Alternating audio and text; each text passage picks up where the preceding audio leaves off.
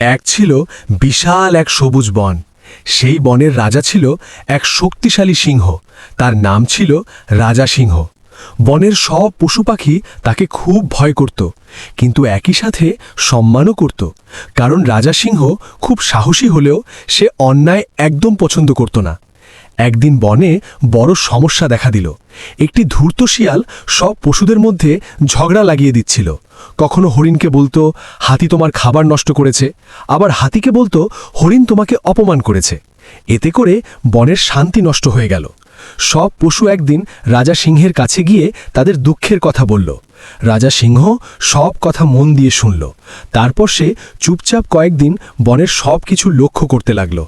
একদিন সে নিজের চোখে দেখল যে শিয়ালই সব ঝামেলার মূল কারণ। রাজা সিংহ তখন শিয়ালকে ডেকে বলল, এই বন আমাদের সবার ঘর, এখানে ঝগড়া নয়, শান্তি দরকার। তুমি যদি আবার এমন কাজ করো তাহলে তোমাকে এই বন ছেড়ে যেতে হবে।